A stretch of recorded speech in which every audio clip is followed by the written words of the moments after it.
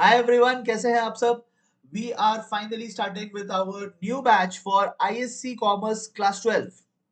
पहला चैप्टर जो आपको स्क्रीन पर दिख रहा है वो है बिजनेस एनवायरनमेंट। इसको हम लोग स्टार्ट करेंगे, पूरा डिस्कस करेंगे। एंड अगर आप लेटेस्ट ट्रेंड्स देखोगे काउंसिल के क्वेश्चंस पैटर्न का, तो latest trend is that they are asking too many indirect questions. आप उठाकर देख लो अभी 2026 का paper, you will get to know so many indirect questions उन्होंने पूछा है। तो हम लोग अपने चैप्टर को भी इसी तरीके से पढ़ेंगे कि डायरेक्ट क्वेश्चंस तो हो ही जाए, बट जो इनडायरेक्ट नेचर के क्वेश्चंस है उनको भी हम लोग कर पाए। ठीक है, because ultimately we have to write in the exam. तो दो चीजें बहुत इंपॉर्टेंट है आपके लिए, मैं आपको बता रहा हूं दो चीजें। Two things are very important for you, जिसे हम लोग ध्यान में रख के अपनी प्रिपरेशन करेंगे। नंबर वन, जो कंटेंट है वो आपको लर्न हो जाना चाहिए, कंटेंट आपके दिमाग में होना चाहिए, तभी तो एग्जाम में लिख पाओगे। And secondly what is very important is the indirect questions. Indirect nature के जो क्वेश्चंस आएंगे, इनडायरेक्ट नेचर के जो क्वेश्चंस आएंगे वो बहुत इंपॉर्टेंट है। तो ये दो चीजें आपको ध्यान में रखनी है। डायरेक्ट क्वेश्चन तो वैसे भी हो जाता है, ठीक है। तो learning is very important, indirect questions is very important, ठीक है। ये बहुत जरूरी है। चलिए हम लोग शुरू करने जा रहे हैं। जो भी मैं कंटेंट आपको कराऊंगा ये मेरे अपने बुक से है, जो मैंने खुद बनाया है एग्जाम प्रिपरेशन के लिए। ये बुक अगर आपको चाहिए तो आप मेरे कोर्स में एनरोल कर सकते हो। इस कोर्स में एनरोल करते ही 10 डेज के अंदर में बुक आपके घर पहुंच जाएगा। The book is sufficient for the exam, you don't need to refer anything else. जो भी आप देख सकते हो स्क्रीन पे, जो भी बोल्ड हाईलाइट अंडरलाइन जो भी करना था वो सब मैंने कर दिया है। ऑल अननेसेसरी पोर्शंस मैंने डिलीट कर दिया है। जितना सिलेबस में है उतना आपको करके दिया, इसमें से ही एग्जाम में पूछेगा, इसके बाहर से एग्जाम में कभी भी नहीं आएगा। ठीक है, because I have covered everything that is in the syllabus, I have covered it in an exam oriented manner. ठीक है, आइए हम लोग डिस्कस करते हैं इस चैप्टर को। सबसे पहला टॉपिक, बिजनेस एनवायरनमेंट सर किसको बोलते हैं। देखो, बिजनेस को अफेक्ट जो भी करता है उसे हम बिजनेस एनवायरनमेंट कहते हैं।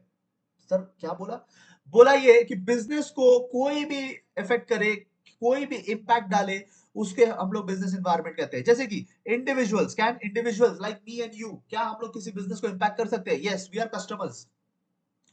तो हमारे वजह से किसी बिजनेस का सेल बढ़ेगा, हमारे वजह से किसी बिजनेस का सेल घटेगा।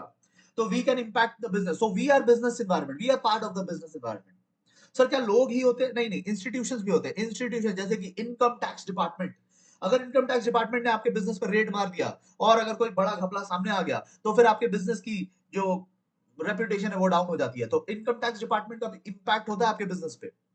सो अगर इंपैक्ट है तो वो भी part of the business environment है। Anything anybody impacting your business is business environment. Sir और कुछ होते हैं कि हाँ, अदर फोर्सेस होते हैं। जैसे कि अभी देखो ना, अभी जब मैं ये वीडियो रिकॉर्ड कर रहा हूं तो अमेरिका और ईरान के बीच में वॉर चल रहा है, ठीक है। तो क्या वॉर हमें इकोनॉमिकली इंपैक्ट करता है? यस, वॉर हमें इकोनॉमिकली इंपैक्ट करता है।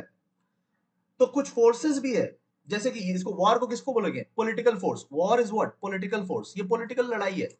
तो लोग भी हमारे बिजनेस को इंपैक्ट करते हैं, इंस्टीट्यूशंस भी हमारे बिजनेस को इंपैक्ट करते हैं। कुछ फोर्सेस जैसे कि इकोनॉमिक फोर्सेस, जैसे कि पॉलिटिकल फोर्सेस, ये भी हमारे बिजनेस को इंपैक्ट करती है। तो ये सारी की सारी बिजनेस एनवायरनमेंट कहलाएगी। व्हाटएवर इन्फ्लुएंस और impact our business is called business environment. 2 marks के लिए बहुत बार पूछा है, पहले आप एक बार पढ़ के रखना। ये शॉर्ट क्वेश्चन में फिल इन द ब्लैंक्स में भी आपको पूछ सकता है, ठीक है।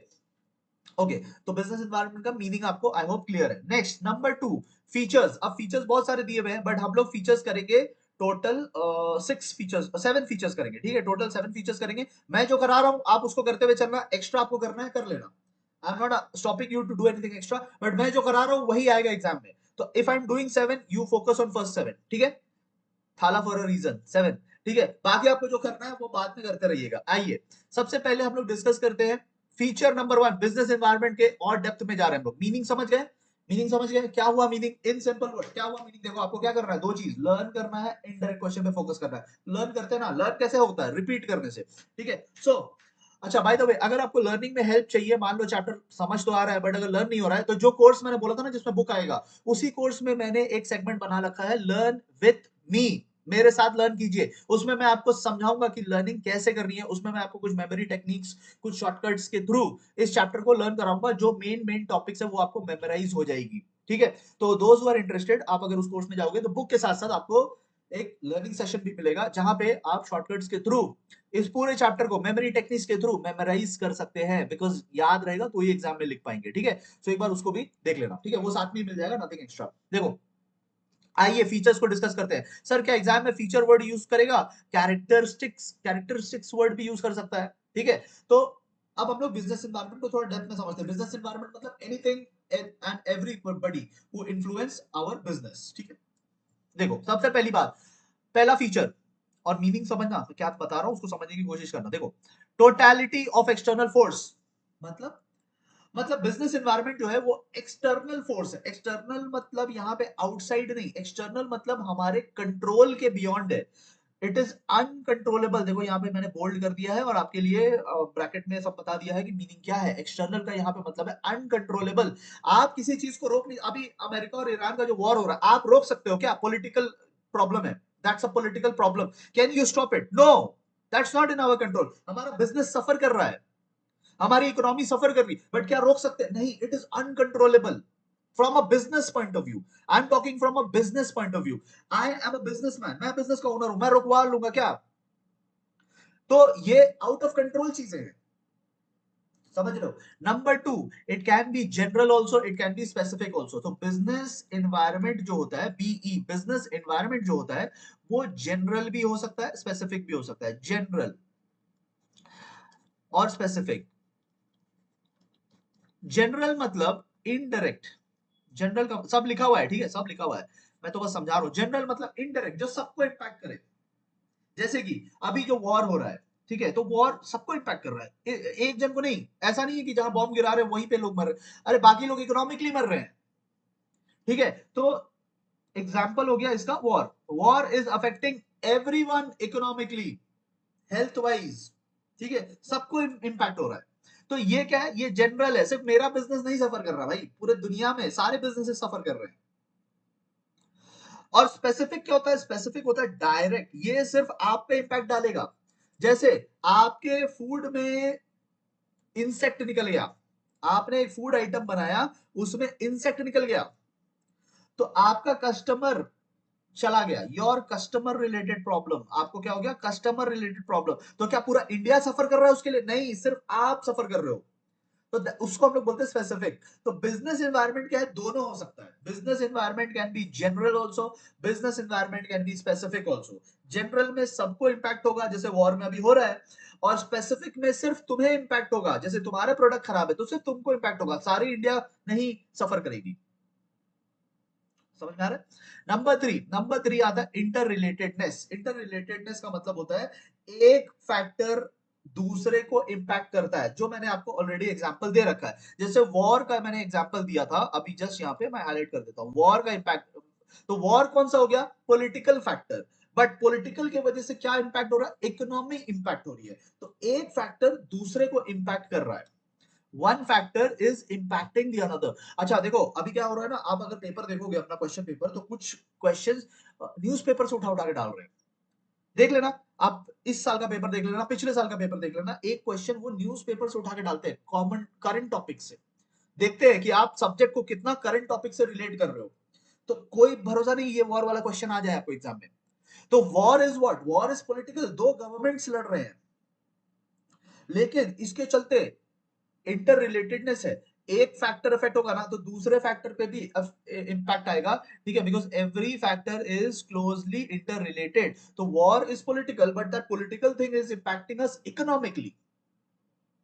एक का इंपैक्ट दूसरे पे जा रहा है। आपका बुक में जो एग्जांपल दिया हुआ है कि हेल्थ केयर इंडस्ट्री ग्रो हो रही है, ठीक है, हेल्थ केयर इंडस्ट्री ग्रो हो रही है, तो इससे किस पे इंपैक्ट जा रहा है? इससे नए बिजनेसेस, जैसे कि हेल्थ रिजॉर्ट वाले बिजनेस, हेल्दी फूड वाले बिजनेस, इस पे इंपैक्ट जा रहा है। तो एक तरफ लोग अवेयर हो रहे हैं हेल्थ को लेकर, लोग एक्सरसाइज कर रहे हैं, लोग योगा कर रहे हैं, लोग जिम ज्वाइन कर रहे हैं, एक तरफ वो हो रही है, people are becoming health conscious. दूसरी तरफ हेल्दी फूड, हेल्थ रिजॉर्ट्स, इन सब की डिमांड बढ़ रही है। So one change is leading to another. या फिर आप मेरा एग्जांपल भी कर सकते हो, जो मैंने एग्जांपल बोला, war is leading to economic situations, so political is leading to economical. तो थिंग्स आर इंटर रिलेटेड, इसीलिए ऐसा होता है, ठीक है। नेक्स्ट, कॉम्प्लेक्स है। कॉम्प्लेक्स मतलब very difficult to understand. Difficult मतलब चैप्टर डिफिकल्ट नहीं है।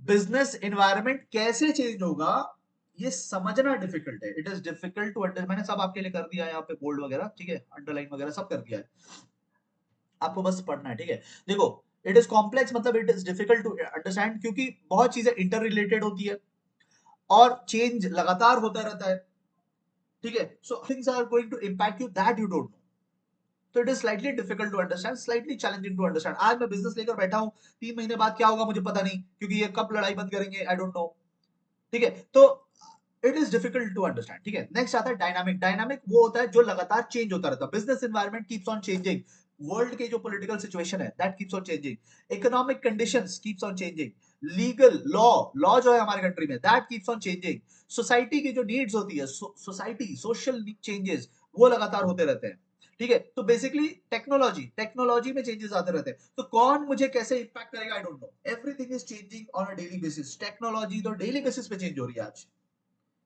एआई की बात 5 साल पहले कौन करता था, एआई की बात आज सब एआई की बात कर रहे हैं।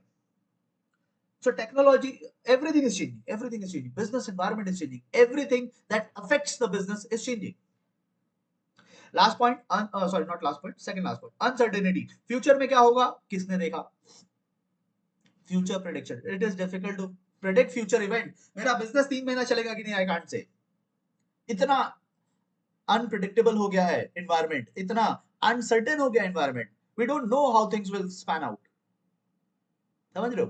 एंड लास्ट पॉइंट है रिलेटिविटी। रिलेटिविटी का मतलब है same things will happen differently at different time and places. Sir एक एग्जांपल दे दो, समझ में नहीं आया। देखो, मान लो आप अपने दोस्त, आप अपने फैमिली के साथ एक मूवी देखने जाते हो, आप अपने फैमिली के साथ एक मूवी देखने जाते हो, आप चुपचाप बैठे रहोगे क्योंकि बगल में आपके पेरेंट्स बैठे हैं, कोई फनी सीन आया, कोई ऐसा वैसा सीन भी आया तो आप चुपचाप बैठे रहोगे क्योंकि आपके पप्पा बगल में बैठे हैं, है ना, कूट देंगे आपको। तो वो एक सीन हो गया। अच्छा, अभी आप सेम मूवी अपने दोस्त के साथ चले जाओ, तब कितना हंसोगे, जोर जोर से हंसोगे, है ना, क्यों, क्योंकि अभी दोस्त बैठा हुआ है, पहले पापा के साथ मूवी देखे, अब बेटे के साथ मूवी देख रहे हैं, तो अभी क्या हुआ, अभी आप जोर जोर से हंसोगे। तो क्या मूवी बदल गई, क्या मूवी तो सेम है, क्या बदल गया, रिलेशन बदल गया, रिलेटिविटी, पहले किसी और के साथ है अभी किसी और के साथ है, तो टाइम बदल गया, ठीक है, सिचुएशंस बदल गए, तो इसको बोलते हैं रिलेटिविटी। तो बिजनेस एनवायरनमेंट भी रिलेटिव है। देखो यहाँ पे एग्जांपल गिवन है साड़ी का, इंडिया में साड़ी की डिमांड बहुत हाई है, that's because of the Indian culture. India में साड़ी की डिमांड हाई है, that's because of the Indian culture. But यही साड़ी अगर जापान में बोला जाए तो जापान में नहीं उतनी बिकेगी, that's because of their culture. तो क्या साड़ी बदल गई, जापान जाके साड़ी बदल गई, नहीं, साड़ी वही है, क्या बदल गया, सोशल नॉर्म्स बदल गए। तो product is same, business is same, but the business, the same business which is growing in India will not grow in Japan, the same business which grows in Japan will not grow in India.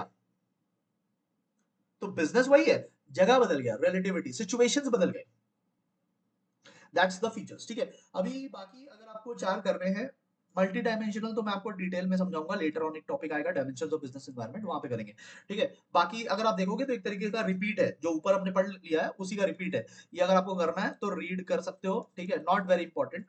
अच्छा, ये एक topic है जो पुराने syllabus में था, 2013 में था, नॉलेज के लिए मैंने डाल दिया है, पढ़ना है पढ़ो, नहीं पढ़ना है मत पढ़ो। क्लास 11 में भी कर चुके हो आप, 12 में आए हो तो आई एक्सपेक्ट कि क्लास 11 पढ़ के आए होंगे, ठीक है। तो करना है कर सकते हो, नहीं करना है नहीं भी कर सकते हो, उतना नहीं है सिलेबस में, सिलेबस में है नहीं ये। तो अभी देखो हमने इतना कर लिया, we have done the features, ठीक है। जिनको भी फीचर लर्न करना है वो मेरे ऐप से लर्न विद मी सीरीज में जाके फीचर्स ऑफ बिजनेस एनवायरनमेंट पूरा लर्न कर लेना, ठीक है। मैंने अपने बुक में क्वेश्चन बैंक भी दिया है, ठीक है। तो once you finish these topics, आप क्वेश्चन बैंक से जाके क्वेश्चंस कर लेना, डायरेक्ट क्वेश्चन भी करा रहा हूं और इनडायरेक्ट क्वेश्चंस मैंने ऐप में डाल रखा है, केस स्टडी बना के बहुत सारे क्वेश्चन मैंने ऐप में डाल रखे हैं। आइए हम लोग इंपॉर्टेंस डिस्कस करते हैं, importance of understanding business environment, बहुत इंपॉर्टेंट टॉपिक है। बिजनेस एनवायरनमेंट को समझना क्यों जरूरी है, देखो इससे आपको मिलेगा फर्स्ट मूवर एडवांटेज। अगर आप अपने बिजनेस एनवायरनमेंट को समझते हो तो आप पहले ही कुछ स्टेप्स ले सकते हो जो बाकी दुनिया बाद में लेगी। जैसे एग्जांपल है मारुति उद्योग का, मारुति उद्योग ने देखा कि लोग इंडिया में कार खरीदना चाहते हैं, everybody wants to own a car, but India में सबकी कैपेसिटी नहीं है कार खरीदने की। तो मारुति ने क्या किया, स्मॉल कार्स लॉन्च करने शुरू किए, मोर अफोर्डेबल कार्स लॉन्च करने शुरू किए। देयर आर कार्स जो कि आपको 7 to 8 lakhs में भी मिल सकते हैं, You don't have to spend 20, 25, 30 lakhs all the time. 7-8 lakh में भी मिल जाएगा। तो मारुति ने ये चीज देखा, मारुति ने अपने बिजनेस इन्वायरमेंट में स्टडी किया और देखा कि सोसाइटी में बहुत लोग कार खरीदना चाहते हैं, but not everybody has that money. तो एक काम करते हैं, स्मॉलर कार बनाते हैं, सस्ते कार बनाते हैं जो लोग खरीद पाए। तो इसने सबसे पहले इस पब्लिक परसेप्शन को समझा, पब्लिक के मूड को समझा, पब्लिक के पेइंग कैपेसिटी को समझा सबसे पहले, एंड इसने ले लिया फर्स्ट मूवर एडवांटेज। अब बाकी दुनिया बना रही है स्मॉल कार, बट मारुति ने तब तक में मार्केट कैप्चर कर लिया है। 50% of car sale in India belongs to Maruti, बाकी 50% बिलोंग्स टू एवरीवन एल्स। इससे आपको अर्ली अर्ली वार्निंग सिग्नल भी मिल जाएगा। आप देखो, तो इसमें भी हम लोग मारुति का एग्जांपल यूज करते हैं। अब देखो, मारुति ने देखा कि अब बाकी कंपनीज भी समझ गई है, जो चीज हमने सबसे पहले समझा था बाकी लोग भी समझ गए, बाकी लोग भी वही करने आ रहे हैं। Everyone has started making smaller car, more affordable cars. तो लग्जरी कार भी सब बना रहे हैं, but at the same time they are targeting the middle class as well. सबको ही अब स्मॉलर कार बनाने चले आए हैं। तो मारुति ने ये थ्रेट आइडेंटिफाई कर लिया। मारुति को पता चल गया कि इस भीड़ में अभी और भी लोग आ रहे हैं। So what Maruti did, Maruti ने अपना प्रोडक्शन और इंक्रीज कर लिया। It started manufacturing at a more greater pace now, ताकि मार्केट में जब पब्लिक आए कार खरीदने तो उसे मारुति का कार रेडी मिले। देखो, बाकी कार में क्या रहेगा ना, वेटिंग पीरियड चलेगा। बाकी अगर आपको किसी और ब्रांड का चाहिए तो आपको जाकर के बुक कराना होगा, 1 मंथ का 2 मंथ्स का वेटिंग पीरियड मिलेगा। बट कार के लिए उतना कौन रुकता है, जिसको मन है वो तो चाहेगा ना जल्दी मिले। तो आप कार खरीदने जाओगे, आपको सामने वाला बोलेगा यार 2 महीने रुक जाओ, पैसे दे दो, 2 महीने बाद आपको कार देंगे। आप खरीदोगे क्या? आप बोलोगे यार बगल में मारुति है, मारुति अभी का अभी दे रहा है, why should I wait for 2 months, I pay money now and then wait for 2 months. कौन वेट करेगा?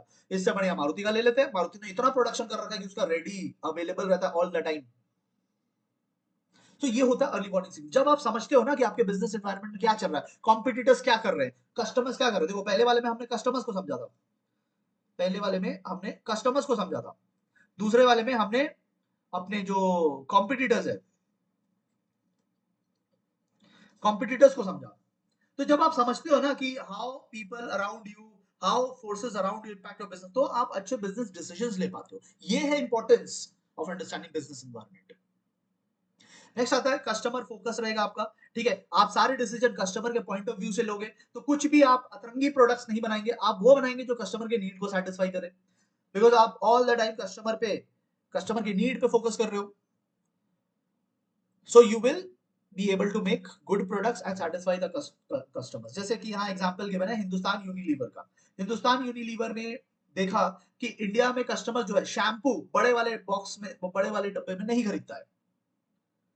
इंडिया में लोग शैम्पू खरीदते हैं 1 रुपए 2 रुपए वाले सैशेज में।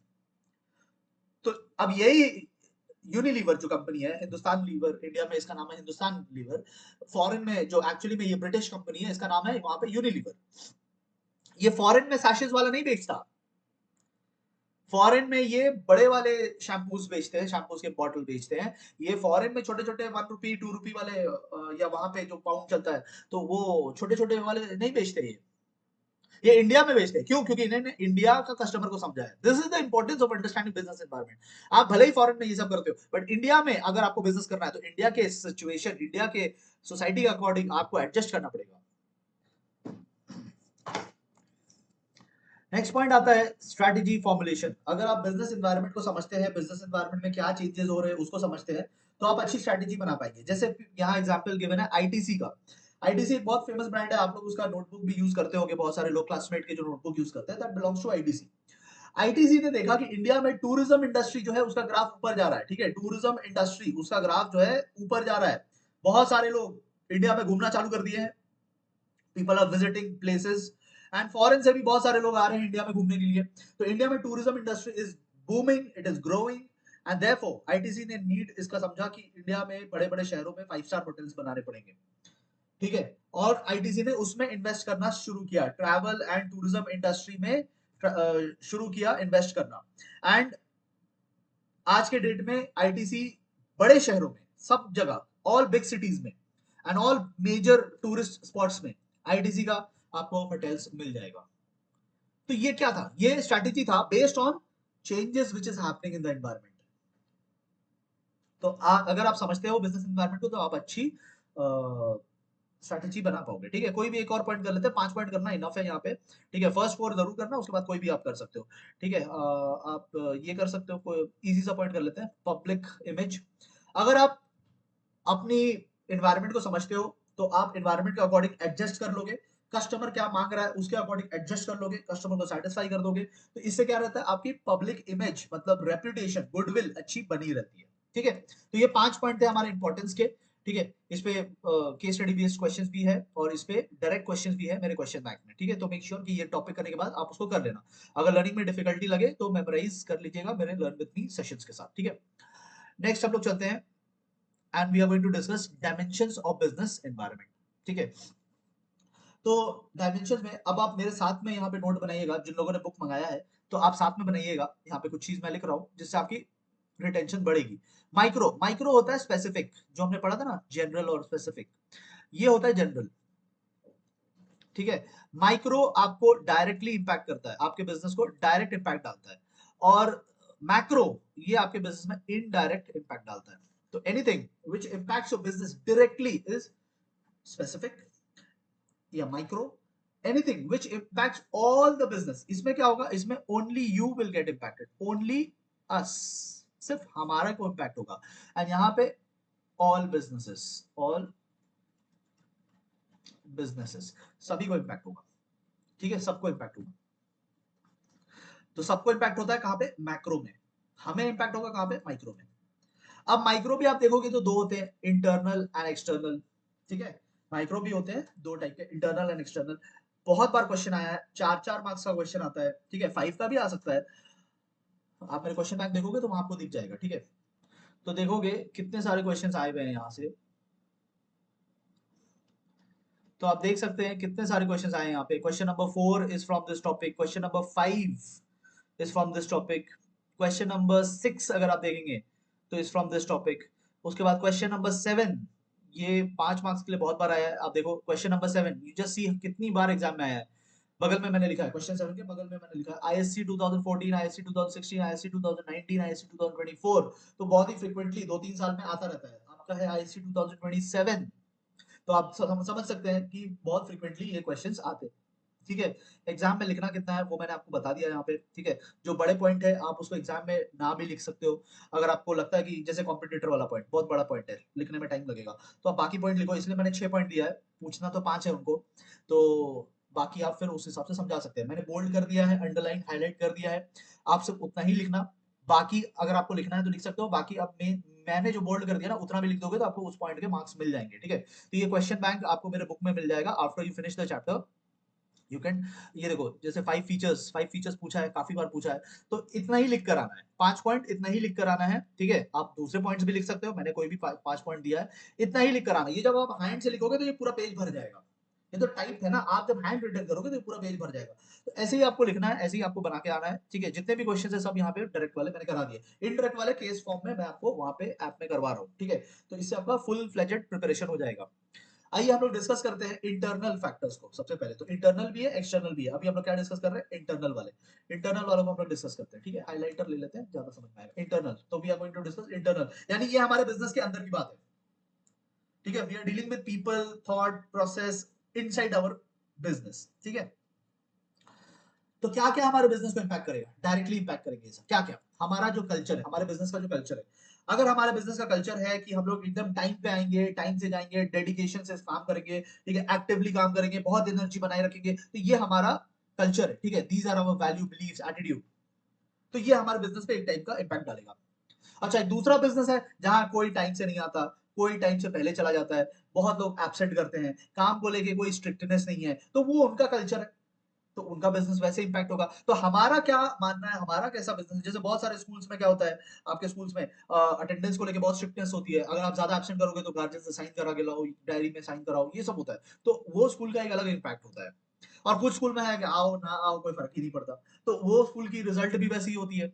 तो हमारा जो कल्चर, हमारा जो बिलीफ, हमारे जो एटीट्यूड्स है वो बहुत इंपॉर्टेंट रोल प्ले करते हैं हमारे बिजनेस पे। ठीक है, या किसी भी चीज पे।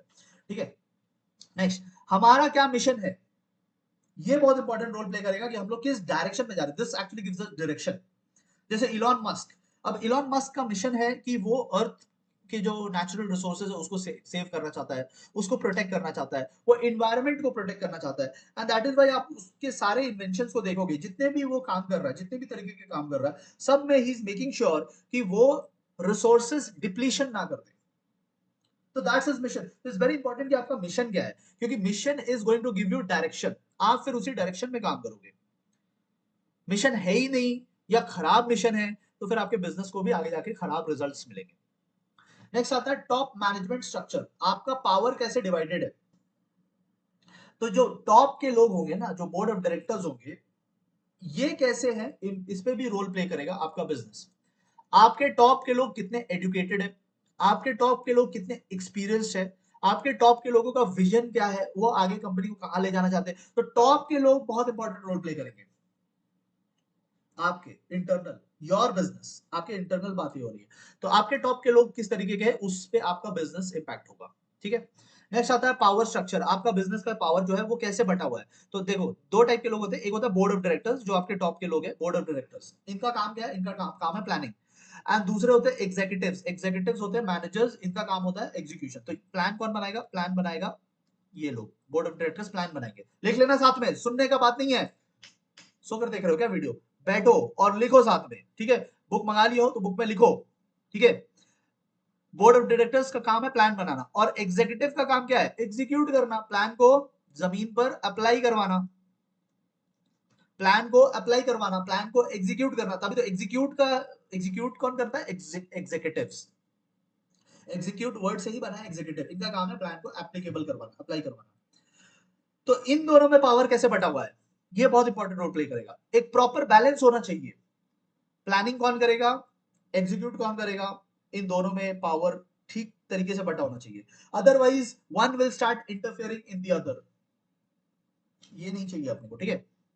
5 पॉइंट करते हैं, कोई भी एक लास्ट पॉइंट कर लेते हैं। Point number 6 is very easy. Let's do point number 6। Human resource. आपके ऑर्गेनाइजेशन में जितने भी एम्प्लॉइज है, जितने भी वर्कर्स है, जितने भी वर्कर्स है, वो कितने केपेबल है? आपने टॉप के लोगों को तो बहुत अच्छा अच्छा हायर किया है, बहुत पढ़े लिखे लोगों को हायर किया है, बट ये जो ग्राउंड लेवल पे काम करेंगे जो वर्कर्स, वो कैसे है? That also plays a very important role. Alright, next we are moving to external factors. ठीक है, अभी एक्सटर्नल की तरफ चलते हैं। और एक्सटर्नल मतलब अब कंपनी से बाहर के लोगों की बात होगी, बिजनेस के बाहर के लोगों की बात होगी। अब अपने मैनेजमेंट, अपने वर्कर्स, अपना विजन, अपना मिशन, इन सब की बात नहीं करेंगे। अब बात करेंगे जो लोग हमसे डील करते हैं बाहर से। ठीक है। तो ये हमारे फ्रेंड्स है। जैसे पिछले वाले हमारे फैमिली थे, फैमिली अंदर के लोग होते हैं, फैमिली और इंटरनल। अब ये हमारे फ्रेंड्स लोग आ गए, एक्सटर्नल। ठीक है। तो इनको स्टेक होल्डर्स बोलते हैं। Anybody who deals with us are known as stakeholders. तो अभी देखो, सबसे पहला जो आता है बाहर का, वो होता है कस्टमर्स। तो आपको दो चीज याद रखना है यहाँ पे, मैं आपके लिए लिख भी देता हूँ सो दैट, और आप भी लिख लेना। ठीक है, सिर्फ मैं नहीं लिखूंगा, आप लिख लेना, क्योंकि एग्जाम आपको देना है। दो चीज यहाँ पे आपको ध्यान रखना है। Number one, who are they, in one line आप समझा देना कि ये लोग कौन है, who are they. And number two, how they will impact us या our business. Who are they and how they will impact our business. बस ये दो लाइन आप लिख कर आओगे ना सारे पॉइंट्स में, यही दो बातें लिख कर आनी है। कौन है वो और कैसे हमें इम्पैक्ट करेगा, इतना आपने लिख दिया, आपको मार्क्स मिल जाएंगे। ठीक है। कस्टमर्स, कौन है कस्टमर? छोड़ो यार, यहाँ क्या लिखा है, कौन है कस्टमर्स, डिस्कस करते हैं। Let's discuss. Who are customer? Customers are the people who are going to buy our products और services. How they will impact us? They impact our revenue. वो आएंगे तो रेवेन्यू बढ़ेगा, वो नहीं आएंगे तो रेवेन्यू घटेगा। खत्म। यही दो चीज लिखना है। थोड़ा बुक लैंग्वेज में लिखना है तो बुक लैंग्वेज का लिख दो, वरना यही लिखना है। आप अंदर का पॉइंट, अंदर की डिस्क्रिप्शन अपने वर्ड्स में लिख सकते हैं, कोई दिक्कत नहीं है। Next, competitors. Who are they? They are the people who are in the same industry like ours. हमारे ही जैसे सेम इंडस्ट्री में काम कर रहे हैं। How they will impact us? They can take away our market share. खत्म। दो दो चीजें बतानी है बस। ये लिख लेना। ठीक है, ये लिख लेना, ये आंसरिंग टेक्निक है, लिख लेना। मैं आपको पूरा एग्जाम वाइज प्रिपरेशन करा दूंगा यहाँ पे। अच्छा, कंपटीशन में भी एक होता है direct competition. Sir, direct competition किसको बोलते हैं? डायरेक्ट कंपटीशन जैसे कि KFC versus McDonald's. KFC versus KFC है ना, KFC वर्सेस मैकडॉनल्ड्स, ये हो गया डायरेक्ट कंपटीशन, दोनों बर्गर बेच रहे हैं, ये हो गया डायरेक्ट कंपटीशन। और सर इनडायरेक्ट कंपटीशन किसको बोलते हैं? इनडायरेक्ट कंपटीशन हो गया जैसे कि मान लो KFC वर्सेस PVR है। PVR तो सर सिनेमा वाले हो गए, तभी तो बोल रहा हूं इनडायरेक्ट कंपटीशन। जैसे कि मान लो आपकी बर्थडे आ रही है, आपकी बर्थडे आ रही है और आपका नालायक दोस्त बोल रहा है कि तुझे तो पार्टी देनी पड़ेगी। आपके पास है 500 रुपए, नहीं चलो आपके पास है 1000, कितना है आपके पास? 1000 रुपीज है। तो 1000 रुपीज में आपको अपने नालायक दोस्त को पार्टी देनी है, हो सकता है एक दो और दोस्त है। तो अब आप सोच रहे हो कि यार इनको खिलाने ले जाऊं या फिर इनको मूवी दिखाने ले जाऊं, एक ही चीज कर सकते हैं। तो ये क्या हो गया? Indirect competition. प्रोडक्ट सेम नहीं है, एक बर्गर बेच रहा है एक मूवी बेच रहा है, प्रोडक्ट सेम नहीं है, बट फिर भी आपस में कंपटीशन है, क्योंकि कुछ लोग दोनों में से एक ही कर पाएंगे। और डायरेक्ट कंपटीशन कब होता है? जब प्रोडक्ट भी सेम होता है, दैट्स डायरेक्ट कंपटीशन। ठीक है, अच्छा नेक्स्ट आते हैं सप्लायर। सप्लायर कौन होते हैं? अच्छा हु आर दे? सप्लायर कौन होते हैं? the ones who will supply us raw material। जैसे अगर हम लोग चिप्स बनाते हैं तो जो हमें पोटैटो सप्लाई करेंगे, जो फार्मर्स हमें पोटैटो सप्लाई करेंगे, वो होंगे हमारे suppliers. How they will impact अस? अगर वो ना रहे तो हमारा प्रोडक्शन रुक जाएगा, वो खराब माल दे दे तो हमारा प्रोडक्शन खराब हो जाएगा। बस दो पॉइंट बताने हैं। मिडिलमैन यानी होलसेलर रिटेलर्स की बात हो रही है यहाँ पे, ठीक है। एजेंट्स, होलसेलर्स, रिटेलर्स, इन लोगों की बातें हो रही है, इनको बोलते हैं middleman. Who are they? They will take our goods from the factory to the market. They will take, agents, wholesalers, retailer will take the goods from our factory to the market. How they will impact us? If they are not present, then our product will lie on the floor of the factory. Factory से बाहर ही नहीं निकलेगा, आप बना के रख लो, कौन लेके जा रहा मार्केट में? अगर ये लोग ना रहे, एजेंट्स ना रहे, होलसेलर ना रहे, रिटेलर ना रहे, तो कौन बेचेगा आपका product? That's how they will impact you. ठीक है, तो ये ट्रांसपोर्ट करते हैं, वेयर हाउसिंग करते हैं, ये सब में असिस्टेंस करते हैं। ठीक है, financiers, who are they? They are the fund providers. ये लोग आपके बिजनेस को फंड प्रोवाइड करेंगे। कैसे इंपैक्ट करते हैं? अगर ये ज्यादा इंटरेस्ट ले ले तो आपके बिजनेस में बर्डन हो जाएगा। अगर ये फंड दे ही ना तो आपका काम आगे नहीं बढ़ेगा, बड़े बड़े मशीन्स नहीं खरीद पाओगे। पब्लिक, ठीक है, पब्लिक्स नहीं होगा, पब्लिक होगा। पब्लिक, पब्लिक क्या होती है? जनरल सोसाइटी, कस्टमर्स के अलावा बाकी लोगों की बात हो रही है।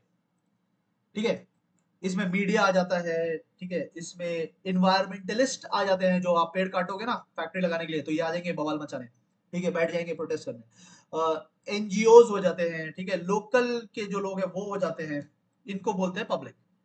ठीक है, तो जिस एरिया में आप अपनी फैक्ट्री लगा रहे हो, जिस एरिया को आप धुआं धुआं कर रहे हो फैक्ट्री लगा के, उस एरिया के लोगों की बात हो रही है। ठीक है, जिस एरिया में आप अपना कूड़ा कचरा फेंक रहे हो फैक्ट्री का, उस एरिया के लोगों की बात हो रही है। तो ये भी बहुत इंपॉर्टेंट रोल प्ले करते हैं। अगर ये प्रोटेस्ट करने पे आ जाए तो फिर आपकी बिजनेस रेगुलरली या स्मूथली नहीं चल पाएगी। तो इट्स वेरी इंपॉर्टेंट कि आप इनको भी संभाल के रखो, इनसे अच्छी रिलेशंस बना के रखो, बीच बीच में फेस्टिवल्स वगैरह में इनको गिफ्ट वगैरह बांटते रहो, इनको खुश रखो। ठीक है ना, तो ये था एक्सटर्नल। नेक्स्ट जो हमारा टॉपिक आता है वो है मैक्रो। तो माइक्रो हमने डिस्कस कर लिया, माइक्रो में इंटरनल भी डिस्कस किया, एक्सटर्नल भी डिस्कस किया।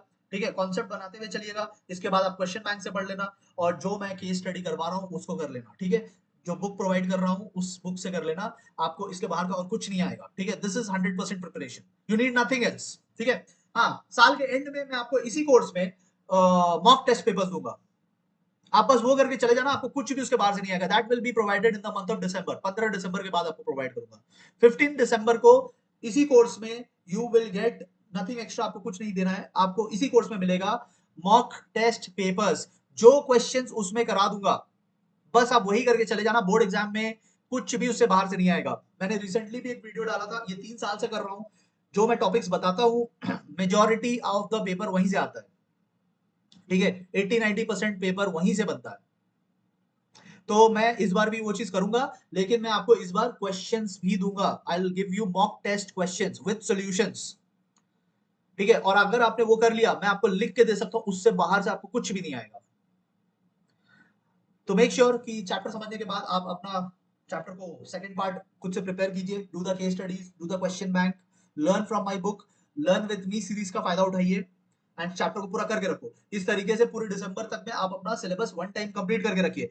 फिर जो मैं आपको क्वेश्चन बैंक दूंगा, जो आपको मॉक टेस्ट पेपर दूंगा, बस दैट्स इट, उसके बाहर का आपको कुछ नहीं करना होगा। कॉमर्स में आपको 100% क्वेश्चंस उसी में से मिलेंगे। ठीक है, आइए हम लोग डिस्कस करते हैं मैक्रो। अब मैक्रो को शॉर्ट में हम लोग बोलते हैं pastel, PESTL। P for political, E for economic, S for social, T for technology, L for legal. अब यहाँ पे आपको क्या याद करना है, यहाँ पे क्या याद करना है, ये आप लिख लेना बगल में। क्या याद करना है आपको? मीनिंग याद करना है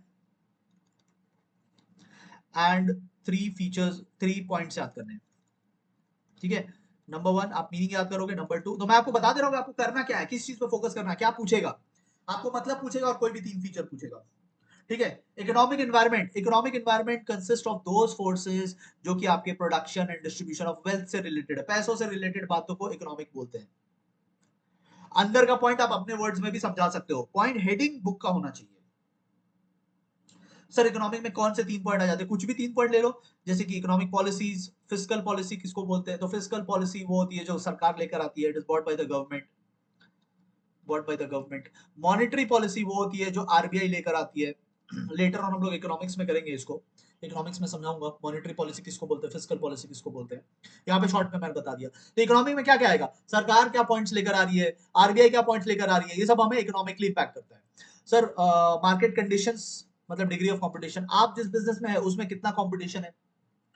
ठीक है, स्टेज ऑफ द इकोनॉमी, अगर आपकी इकोनॉमी अभी कौन सी इकोनॉमी है, is it a growing economy या it is a declining economy, किस स्टेज पे है। तो जब आप बिजनेस लगाने जाओगे ना कहीं पे भी, इसको याद करने का सबसे अच्छा तरीका मैं बताता हूं, you keep your self in the place. आप अपने आप को इमेजिन करो कि अगर आप बिजनेस लगाने जाते तो इकोनॉमिकली किन किन बातों पे ध्यान देते। मैं एक बिजनेस सेटअप करना चाहता हूं, I can go to foreign country also, I can set up in India also.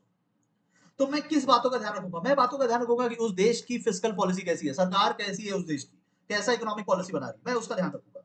मैं ध्यान रखूंगा कि वो देश की जो इकोनॉमी है वो ग्रोइंग इकोनॉमी है या डिक्लाइनिंग इकोनॉमी है। मैं इस बात का ध्यान रखूंगा कि वहां डिग्री ऑफ कंपटीशन कितना है, बहुत कंपटीशन है क्या, चाइना जैसा है क्या, या बहुत ही कम कंपटीशन, अभी ज्यादा लोग आए नहीं है वहां पे। तो इन सब बातों का मैं ध्यान रखूंगा इकोनॉमिकली। जब आप अपने आप को उस जगह पे रख के देखोगे ना, जल्दी याद होगा। Second, social. तो अगर आप जहां बिजनेस सेटअप करने जा रहे हो वहां की सोसाइटी कैसी है, सोशल मतलब सोसाइटी, पीपल। तो आप जहां पे बिजनेस सेटअप करने जा रहे हो वहां की सोसाइटी कैसी, वहां का डेमोग्राफिक ट्रेंड कैसा है। ठीक है, वहां का एज कैसा है लोगों का, क्या ज्यादा बूढ़े लोग रह रहे हैं, जैसे इंडिया का बोला जाता है, इंडिया का 35 ईयर्स एवरेज एज है। मतलब इंडिया के सारे बच्चे से लेकर सारे बूढ़ों तक अगर आप एक एवरेज निकालोगे तो इंडिया का एवरेज एज 35 ईयर्स आता है। ठीक है, तो वैसे ही आप कहीं भी बिजनेस सेटअप करने जा रहे हो, अब अगर आपका प्रोडक्ट है जो कि यंग लोग यूज करते हैं, तो आपको ऐसी जगह पे जाना पड़ेगा जहां पे यंग लोग अवेलेबल है। अगर आप वैसे जगह पे चले जाओगे जहां पे बूढ़े लोग हैं ज्यादा, तो फिर आपका प्रोडक्ट नहीं बिकेगा। सो आप अपने आप को जगह पे रख के देखो। ठीक है, जहां पे आप जा रहे हो वहां का कस्टम, वहां का ट्रेडिशन कैसा है। जैसे कि मैंने आपको एग्जांपल दिया कि केएफसी बाहर दुनिया में, देश में, बाहर देश में they don't sell veg products. KFC बाकी देश में नहीं बेचता बट इंडिया में बेचता है, क्यों? क्योंकि उसने इंडिया का कस्टम ट्रेडिशन देखा है, उसने इंडिया में वेज वेज मार्केट को देखा है, समझा है, तो वो इंडिया में ऐसा करता है। तो जब आप जाओगे कहीं पे तो पहले लोगों का कस्टम समझो, लोगों का ट्रेडिशन समझो। बस अपना प्रोडक्ट लेके मत नाचिए हर जगह। आप देखिए कि लोग आपको एंटरटेन करने के लिए रेडी है कि नहीं, दैट्स वेरी इंपॉर्टेंट। ठीक है, फिर आप ये भी देखना कि वहां पे लोगों का एजुकेशन लेवल कैसा है।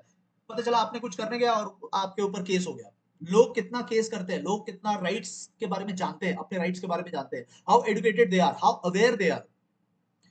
तो before setting up your business आप जनता को समझिए। तो पहला आप इकोनॉमी को समझिए जहां पे जा रहे हो, दूसरा आप वहां के पब्लिक को समझिए, तीसरा आप वहां के टेक्नोलॉजी को समझिए, क्या वहां टेक्नोलॉजी अवेलेबल है, what is the level of technology in that area. अगर आप जापान जा रहे हैं तो एकदम हाईटेक आपको मिलेगा, अगर आप चाइना जा रहे हैं एकदम हाईटेक मिलेगा, बट अगर आप अफ्रीका जा रहे हैं तो वहां पे हो सकता है बहुत कुछ नहीं मिलेगा। तो कहां जा रहे हो ये सही से समझो। If you need high and technology तो फिर आप अफ्रीका नहीं जा सकते, फिर आपको ऐसी कंट्रीज में जाना पड़ेगा जहां पे टेक्नोलॉजी अवेलेबल है। ठीक है, स्किल ऑफ पीपल सिर्फ मशीन से नहीं होता, मशीन को चलाएगा कौन, लोग चलाएंगे। तो लोग भी वैसे होने चाहिए। तो जहां आप जा रहे हो बिजनेस करने, देखो वहां पे टेक्नोलॉजी कैसा है, वहां पे टेक्नोलॉजी चलाने वाले लोग कैसे हैं, वहां पे यूज कितना होता है टेक्नोलॉजी का, अवेलेबल होना एक बात है और यूज कितना होता है। इंडिया में भी टेक्नोलॉजी अवेलेबल है बट यूज कितना कर रहे हैं हम लोग, हाई टेक टेक्नोलॉजी की बात कर रहा हूं मैं, आई am not talking about phone, I am talking about high tech things. ठीक है, तो आपको टेक्नोलॉजी का भी ध्यान देना है कहीं पे बिजनेस सेटअप करने टाइम। ठीक है, दीज थिंग्स अफेक्ट एवरीवन, ये जनरल है, अफेक्ट एवरीवन। अच्छा, जहां आप जा रहे हो आप एक बार देख लो वहां की पॉलिटिक्स कैसी हो रही है, ठीक है, वहां सेंटर एंड स्टेट रिलेशन कैसा है, सेंट्रल गवर्नमेंट और स्टेट गवर्नमेंट साथ साथ में काम करते हैं कि फाइट कर करके काम करते हैं, ठीक है, तो ये भी बहुत इंपॉर्टेंट रोल प्ले करता है। आप अपना बिजनेस ऐसी जगह लगाना जहां पे दोस्ती बनी हुई है, वरना आप सेंट्रल गवर्नमेंट और स्टेट गवर्नमेंट की लड़ाई में आप पिस जाओगे, दोनों आपसे पैसे लेंगे, दोनों आपको परेशान करेंगे, उसका रूल ये नहीं मानेगा, इसका रूल वो नहीं मानेगा, आप फंसोगे फिर। तो इसीलिए जब भी जाओ तो देख लो वहां की पॉलिटिकल सिनेरियो कैसी है, ठीक है, आप ये भी देख लो कि वहां की आइडियोलॉजी कैसी है। किंग जोंग उन के जगह पे जाके अगर आप फैक्ट्री लगाओगे तो फिर वो बन जाएगा आपके फैक्ट्री का मालिक, डिक्टेटरशिप जहां चलती है, ठीक है। तो आप पहले ये देख लेना कि जहां पे आप जा रहे हो सेटअप करने, वहां पे पॉलिटिकल सिनेरियो कैसी है, बहुत ज्यादा लड़ाई झगड़ा चलता है क्या, तो फिर वहां पे आप बिजनेस नहीं कर पाओगे, ठीक है। डिग्री ऑफ पॉलिटिसाइजेशन मतलब कि पॉलिटिशियन कितना इंटरफेयर कर रहे हैं आपके बिजनेस में, क्या हर महीने घूस लेने आ जाते हैं, क्या बोलते हैं कि हमारे पार्टी वर्कर्स को रखो अपने लेबर में, मतलब आपको चैन से बिजनेस करने नहीं दे रहे हैं क्या। तो ये सब देखना पड़ता है, थोड़ा बिजनेस सेटअप करने से पहले ये सब देखना पड़ता है कि कितना पॉलिटिकल इंटरफेरेंस होगा। एंड लास्टली लॉ कैसा है उस जगह का, रूल्स रेगुलेशन कैसा है, सिटीजन्स के पास क्या क्या राइट्स है, बिकॉज आपने ज्यादा अगर कुछ वहां ऊंच नीच काम किया तो तुरंत आपके ऊपर केस हो जाएगा, ठीक है। जुडिशियरी सिस्टम कैसा है, क्या केस जल्दी क्लोज होते हैं या 25 ईयर्स लग जाते हैं, तो बिजनेसेस को चाहिए कि जल्दी केस रैप अप हो, 25 ईयर्स तक क्यों लॉयर का खर्चा देते रहेंगे, तो ये सब देख लेना होता है, ठीक है। फ्लेक्सिबिलिटी ऑफ लॉ, लॉ कितना स्ट्रिक्ट है और कितना फ्लेक्सिबल है, ये भी बहुत इंपॉर्टेंट रोल प्ले करता है। As a business I want the law to be flexible, इतना रिजिड अगर लॉ है तो मैं काम नहीं कर पाऊंगा वहां पे, कोई बिजनेस नहीं काम कर पाएगा। तो इन सब चीजों को आपको देखना पड़ता है before setting up your business, ठीक है। अपने आप को रख के देखोगे तो पॉइंट जल्दी लर्न हो जाएंगे, और लर्निंग करनी है तो फिर मैंने ऐप में भी बना रखा है, आप वहां से भी कर सकते हो, बट अपने आप को प्लेस में रख के देखना तो ही लर्न होगा। सिर्फ पॉइंट्स पढ़ते रहोगे as a student, if you treat this just like a subject तो फिर नहीं होगा, you have to get involve in the subject, तो फिर आप केस बेस्ड क्वेश्चंस को, जब आपकी इमेजिनेशन काम करती है ना तब फिर मजा आता है। नेक्स्ट, न्यूली एडेड पोर्शन, ठीक है, ये 2025 में ऐड हुआ था, बहुत पहले से ये था नहीं सिलेबस में, सॉरी नॉट स्वॉट एनालिसिस, स्वॉट एनालिसिस तो पहले से था, इसमें एक टॉपिक है एनवायरमेंट स्कैनिंग, ये एनवायरमेंट स्कैनिंग, एनवायरमेंट स्कैनिंग जो है ये न्यूली एडेड पोर्शन है, 2025 में ऐड हुआ था। स्वॉट एनालिसिस क्या होता है, देखो, S stands for strength, W for weakness, opportunity O and threat T, इसको बोलते हैं SWOT एनालिसिस।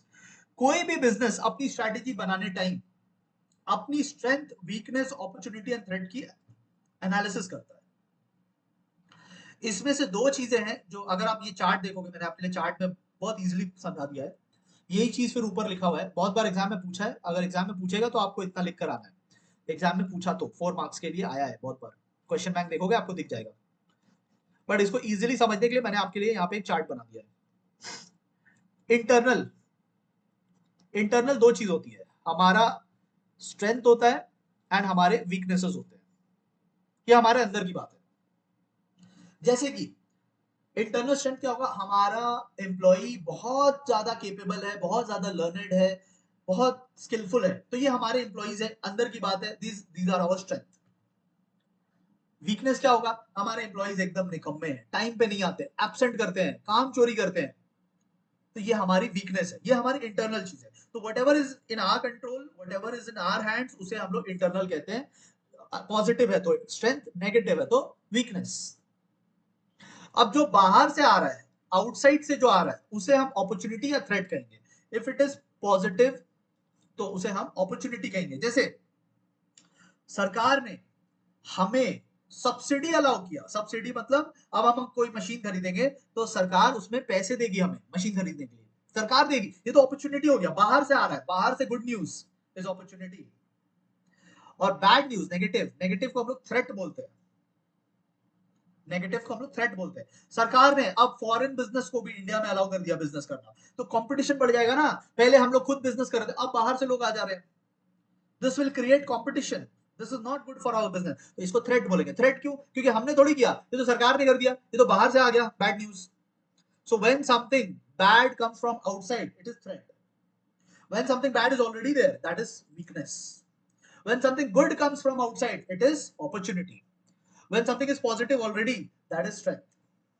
तो जो अंदर से पॉजिटिव है वो स्ट्रेंथ, जो बाहर से पॉजिटिव है वो अपॉर्चुनिटी, जो अंदर से नेगेटिव है वो वीकनेस, जो बाहर से नेगेटिव है वो थ्रेट। इसी को मैंने ऊपर में समझाया है, ऊपर वाला ही आपको लिखना है, मैंने तो बस समझाने के लिए ये चार्ट बना दिया था, इजीली समझ जाना। लिखना आपको ये है 1 2 3 4 पॉइंट, 4 मार्क्स ले आया है बहुत बार, ठीक है। अब लास्ट टॉपिक जो हमारे न्यूली एडेड है वो है एनवायरनमेंट स्कैनिंग। तो स्कैन करते हैं मतलब क्या, डिटेल में जा रहे हैं, ठीक है, अंडरस्टैंड कर रहे हैं। This is basically understanding, environment understanding, ठीक है। तो जब आप बिजनेस के इंटरनल एंड एक्सटर्नल एनवायरनमेंट को समझते हो, आपके करंटली आपको कैसे इंपैक्ट कर रहा है, आपके फ्यूचर सक्सेस को कैसे इंपैक्ट करेगा, करंटली आपके सक्सेस को कैसे इंपैक्ट कर रहा है, फ्यूचर के आपके सक्सेस को कैसे इंपैक्ट करेगा। When you try to understand right now what's going in the environment, future में what will go in the environment, तो जब आप ये समझते हो, ये क्या करते हो, जब आप ये समझते हो, इसके बेसिस पे जब आप स्ट्रैटेजीज बनाते हो, तो इसे हम कहते हैं environment scanning. In simple word, this is environment understanding, ठीक है। तो बस यही था हमारा सिलेबस, आई होप आपको समझ में आया है। अगर आपको अच्छा लगा है तो आप प्लीज इसको लाइक कीजिएगा एंड अपने दोस्तों के साथ भी शेयर कीजिएगा, बताइएगा कि आपको कैसा लग रहा है। कमेंट बॉक्स में आप कोई भी क्वेश्चन मुझसे पूछ सकते हैं, ठीक है। Most important thing, you should get this book is going to be your friend for the next 1 year. आपको जो करना है इसी में से करना है। एक और मैं आपको दूंगा mock test papers, that will be in December, इसी में इंक्लूडेड रहेगा, नथिंग एक्स्ट्रा, इसी में इंक्लूडेड रहेगा, दिसंबर में आएगा। बट पहले हमें सिलेबस कंप्लीट करना है, सिलेबस कंप्लीट कर लेंगे फिर मॉक टेस्ट पेपर्स पे हम लोग चलेंगे, ठीक है। मैं आपको उसका सोल्यूशंस भी कराऊंगा, क्वेश्चन भी दूंगा एंड उससे बाहर से और कुछ नहीं आएगा, ठीक है। मीनवाइल अगर आपको लर्निंग में डिफिकल्टी हो तो आप एक बार लर्न विद मी सीरीज का यूज कीजिए, उससे आप टॉपिक्स को लर्न करना शुरू कीजिए। केस स्टडी बेस्ड क्वेश्चंस करना है तो उसके लिए भी मैंने बना रखा है अपने आप में, ठीक है, बुक में आपको दे ही दे रहा हूँ। तो इसके बाहर का आपको कुछ नहीं करना है, ठीक है। I wish you all the best, अपने दोस्तों के साथ उसको शेयर कीजिएगा। Let's start studying properly and we'll meet very soon with the next video. Till then, take care everyone. Thank you so much for watching this video.